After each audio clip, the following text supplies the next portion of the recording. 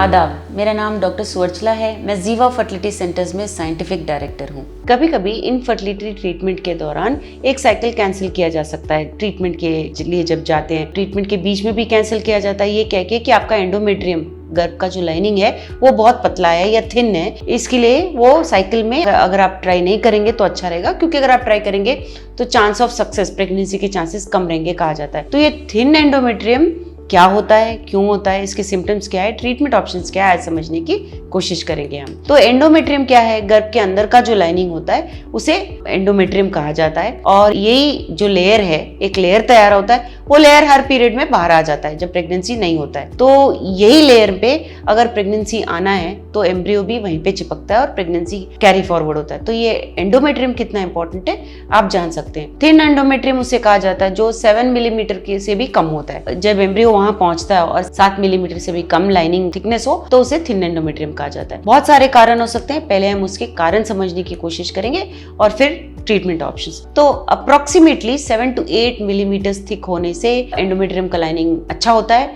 इसकी वजह से एम्ब्रियो जब वहां पहुंचता है फर्टिलाइजेशन के बाद, उसके चिपकने के चांसेस ज्यादा होते हैं, इसलिए आप प्रेग्नेंट भी हो सकते हो अगर इस थिकनेस में एंडोमेट्रियम रहा। इससे अगर कम हो तो उसे थिन एंडोमेट्रियम कह के maybe reason for not getting pregnant कहा जाता है। इसके कारण शायद आप प्रेग्नेंट नहीं हो रहे। तो इसके कारण क्या है? हार्मोनल इम्बैलेंस एक बहुत बड़ा कारण हो सकता है। सो थिन एंडोमेट्रियम तब होता है अक्सर जब ईस्ट्रोजन नाम का हार्मोन बहुत कम वैल्यू में होता है, रिलीज ठीक से नहीं हो रहा होता है। तो लैक ऑफ ईस्ट्रोजन की वजह से थिन एंडोमेट्रियम हो सकता है। स्ट्रेस की वजह से हो सकता है ये ईस्ट्रोजन कम होना, अनहेल्दी डाइट या कुछ मेडिकेशंस ले रहे हैं आप, उसकी वजह से भी ये थिन एंडोमेट्रियम हो सकता है। पीसीओएस भी एक कारण हो सकता है। पीसीओएस 10% रिप्रोडक्टिव एज के औरतों में आजकल देखा जा रहा है और इन पेशेंट्स में ईस्ट्रोजन लेवल्स कम होने के कारण भी एंडोमेट्रियम थिन देखा गया है। एज भी एक फैक्टर है। एज की वजह से भी एंडोमेट्रियम थिकनेस बढ़ता नहीं है और जैसे जैसे एज बढ़ता रहता है ओवरीज में से ईस्ट्रोजन कम रिलीज होता है, जिसकी वजह से थिन एंडोमेट्रियम हो सकता है। पुअर ब्लड फ्लो भी एक कारण हो सकता है। अगर एंडोमेट्रियम को ठीक से ब्लड ना पहुंचे तो ब्लड कैसे पहुंचता है? ईस्ट्रोजन वैल्यूज अगर इंक्रीज हो तो ब्लड फ्लो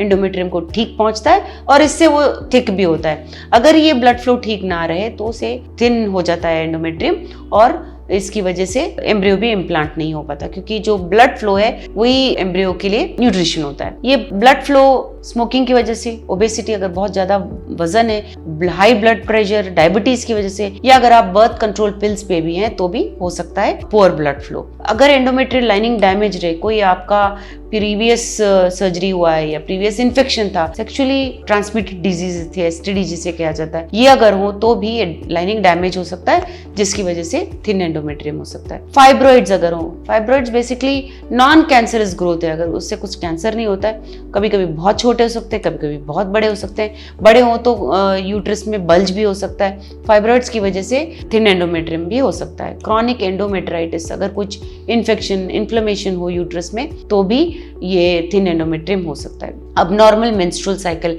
अगर ठीक से पीरियड्स ना हो, अगर ओव्यूलेशन ठीक से ना हो, हार्मोनल इम्बैलेंसेस हो तो भी थिन एंडोमेट्रियम हो सकता है। तो सिम्टम्स क्या है इसके? अभी कॉजेज जब आप सुन लिए हो तो आप सिम्टम्स भी समझ सकते हो। अगर इरेगुलर और लाइट पीरियड्स हो तो थिन एंडोमेट्रियम हो सकता है। इनफर्टिलिटी भी एक सिम्टम है, क्योंकि प्रेगनेंसी नहीं आ रहा होता है तो इनफर्टिलिटी भी एक सिम्टम है। और पीरियड्स के दौरान अगर ठीक से ब्लीडिंग ना हो तो भी थिन एंडोमेट्रियम हो सकता है। तो सिम्टम्स बहुत सारे हैं अगर हम ठीक से जान पाए, लेकिन कभी कभी सिम्टम्स के बिना भी थिन एंडोमेट्रियम आपको पता भी नहीं चलेगा। इसका ट्रीटमेंट ऑप्शन क्या है? सो एंडोमेट्रियम मैंने कहा सबसे इनरमोस्ट लेयर होता है और ये बहुत इंपॉर्टेंट होता है, क्रूशियल होता है मेंस्ट्रुअल साइकिल के लिए क्या या प्रेगनेंसी के लिए क्या। तो इसके ट्रीटमेंट ऑप्शंस होते हैं थिन एंडोमेट्रियम जानने के लिए। हिस्ट्रोस्कोपी सबसे अच्छा, ऑफकोर्स स्कैन में पता चलता है कि शायद थिन एंडोमेट्रियम है, लेकिन अगर हम हिस्ट्रोस्कोपी करेंगे तो सर्जन को पता चलेगा कि यूट्रस कैविटी में क्या कोई एंडोमेट्रियल कंडीशंस हैं, जैसे एडेशंस रहे या फाइब्रॉइड्स रहे, एंडोमेट्राइटिस, कोई इन्फेक्शन हो, पॉलिप्स रहे। अगर ये सब कुछ अगर हिस्ट्रोस्कोपी के दौरान पता चल रहा है तो उसी सिटिंग में उसे ठीक कर सकते हैं। अगर वहाँ एंडोमेट्रियम का छोटा सा लेयर वो लेके कल्चर पे भेजे तो हिस्टोपैथोलॉजिकल एनालिसिस से भी पता चलेगा कि कोई प्रॉब्लम तो नहीं है, जैसे टीबी तो नहीं है, टीबी की वजह से भी थिन एंडोमेट्रियम हो सकता है। तो ये सारे हिस्ट्रोस्कोपी द्वारा ठीक किए जा सकते हैं। प्लेटलेट रिच प्लाज्मा एक नया तरीका का ट्रीटमेंट है थिन एंडोमेट्रियम के लिए भी दिया जाता है। ये ऑटोलॉगस ब्लड प्लाज्मा एनरिच्ड होता है इस इन प्लेटलेट में, 4 से 5 गुना ज़्यादा होता है नॉर्मल लेवल से भी। और इसकी वजह से जब आप गर्भ में ये प्लेटलेट्स डालेंगे तो प्रोलिफरेशन, रीजनरेशन, जो एंडोमेट्रियल सेल्स हैं वो जल्दी से डिवाइड होते हैं, जिससे एंडोमेट्रियल ग्रोथ होता है और इसका थिकनेस बढ़ता है। ईस्ट्रोजन थेरेपी, मैंने कहा था ईस्ट्रोजन अगर कम हो तो थिन एंडोमेट्रियम हो सकता है। तो ईस्ट्रोजन अगर बाहर से टैबलेट्स के तौर से, इंजेक्शंस, पैचेस की तरह दिए जाए तो भी हेल्पफुल हो सकता है, स्पेशली पेरीमेनोपॉजल, मेनोपॉज के पास हो, आप प्रेगनेंसी के लिए कोशिश करो एडवांस स्टेज हो, 44-45 की तरह हो, तो भी ये ईस्ट्रोजन थेरेपी लेने पे, या अगर एज कम हो लेकिन फिर भी ईस्ट्रोजन कम हो तो भी ये ट्रीटमेंट ऑप्शन काम कर सकता है। इसके बारे में और जानकारी के लिए अवश्य जीवा फर्टिलिटी सेंटर्स आइए। धन्यवाद। हमने इस वीडियो बनाने के लिए बहुत मुशक्कत की है, मेहरबानी करके हमें लाइक और सब्सक्राइब जरूर कीजिएगा। शुक्रिया।